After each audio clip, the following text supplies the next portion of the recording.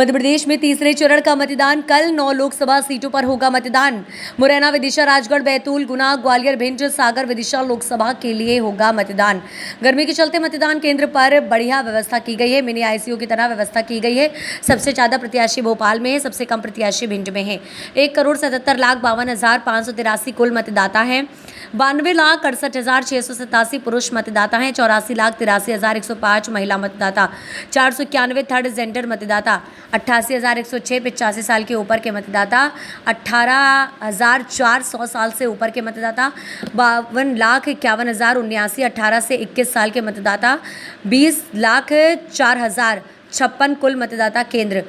20,043 से pink booth. 75 दिव्यांगों द्वारा संचालित सभी मतदान केंद्र और छाया, पानी, व्हील चेयर, कुर्सी की व्यवस्था की गई है। 9 लोकसभा सीट में 5,744 अति संवेदनशील मतदान केंद्र 800 हैं।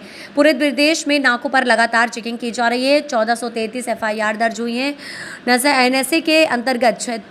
एनएसए के अंतर्गत 36 मामले में कार्यवाही हुई है। पिछली बार 2019 में इन सीटों पर जिन कल वोटिंग मुरैना में 61% वोटिंग हुई थी, सागर में 65.47%, भोपाल में 68%, राजगढ़ 74.31% मतदान हुआ था। चुनाव की आचार संहिता लगने के बाद 280 करोड़ की सामग्री अब तक जब्त की गई, जिसमें नकदी के साथ साथ शराब, सोना, चांदी और मादक पदार्थ भी जब्त किए गए।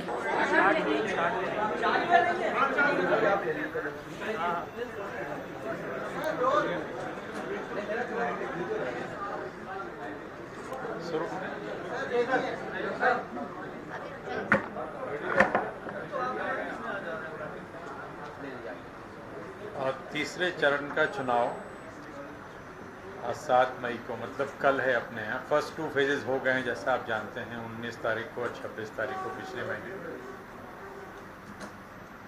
कल 9 संसदीय क्षेत्रों के लिए मतदान होगा। मुरैना, भिंड, ग्वालियर, गुना, सागर, विदिशा, भोपाल, राजगढ़ और बैतूल। आप जानते हैं कि बैतूल पहले सेकेंड फेज में था, अब वो एक्सटेंड हुआ था, अब वो थर्ड फेज में है। यदि हम जिले देखें तो ये जो 9 संसदीय क्षेत्र हैं, इसमें 19 जिले शामिल हैं जहां ये चुनाव होगा। आज मतदान दल सभी जगहों से रवाना हो रहे हैं। काफ़ी जगहों पे ये काम, जैसा भी हरदा बात हुई, हरदा से 100% पार्टियां जा चुकी। भोपाल में करीब 95% पार्टियां रवाना हो चुकी। तो धीरे धीरे सभी जगह यही स्थिति है कि अधिकांश पोलिंग पार्टीज अपने अपने गंतव्य की ओर जा चुकी हैं। जो कुछ बची हैं वो जा रही हैं। डिस्पैच सेंटर पे काफ़ी अच्छी व्यवस्था गर्मी के कारण हम लोगों ने सुनिश्चित की है, कलेक्टर्स ने, और हम लोगों ने ट्वीट के माध्यम से आपको बताया भी है कि किस प्रकार से अधिकांश जगहों पे जहाँ पे वितरण केंद्र है वहाँ पे एक तरह से मिनी आईसीयू जैसी व्यवस्था करके, चाहे दतिया, ग्वालियर, सागर, कई जगह, गुना, कई जगहों पे इस तरह की व्यवस्थाएं की गई हैं। मतलब चिकित्सक की व्यवस्था, और यदि किसी प्रकार की कोई दिक्कत हो तो तत्काल मेडिकल उपचार और मेडिकल सहायता मिल सके, उसकी अच्छी व्यवस्था की गई है। जो कैंडिडेट्स हैं थर्ड फेज में जो चुनाव लड़ रहे हैं, उनकी संख्या 127 है। यदि हम पूरे 9 संसदीय क्षेत्र का टोटल करते हैं तो ये 127 है, जिसमें 118 पुरुष हैं और 9 महिलाएं। जिसमें सबसे ज़्यादा कैंडिडेट्स भोपाल में हैं इस चरण में 22, और सबसे कम भिंड में है 7। मतदान का समय, जैसा आप जानते हैं, 7 बजे से लेकर के शाम के 6 बजे तक, और सारी कार्रवाई जो मतदान से संबंधित होती है, मतदान प्रारंभ करने के पूर्व मॉक पोल की कार्रवाई पोलिंग एजेंट्स की उपस्थिति में, और मतदान का समय जो अंतिम समय होता है उसके पहले जो लोग मतदान केंद्र पे आ जाते हैं उनको पर्चियां दी जाती हैं और सभी लोग मतदान की प्रक्रिया में भाग लेते हैं। मतदाताओं की कुल संख्या, जो लोग ये थर्ड फेज में जो हमारे 9 संसदीय क्षेत्र हैं इनमें जो टोटल वोटर्स हैं जो मताधिकार का उपयोग करेंगे अपने अधिकार का, उनकी संख्या है 1,77,52,583। 1,77,52,583 1,77,52,583।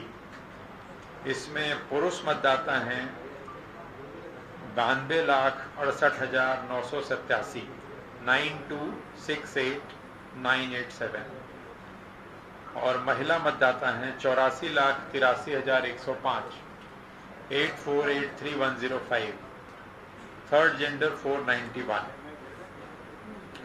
यदि हम श्रेणीवार देखते हैं तो जो दिव्यांग मतदाता हैं थर्ड फेज के लिए, उनकी संख्या है 1,66,431। जो 85 प्लस के मतदाता हैं, 85 साल से ऊपर के मतदाता हैं, उनकी संख्या है 88,106। ये इसलिए महत्वपूर्ण है, आप जानते हैं कि 85 साल से ऊपर के लोगों को यदि वो चाहें तो वो घर से वोट कर सकते हैं। 100 साल से ऊपर के मतदाता 100 प्लस के मतदाता की संख्या है 1,804। जो हमारे सर्विस वोटर्स हैं इस फेज के लिए, जो लोग आर्मी में हैं, सेना में हैं, जिनको हम ETPBS भेजते हैं, उनकी संख्या है 36,778 36,778। 18 से 19 वर्ष के जो मतदाता हैं उनकी संख्या है 5,25,179 525,179।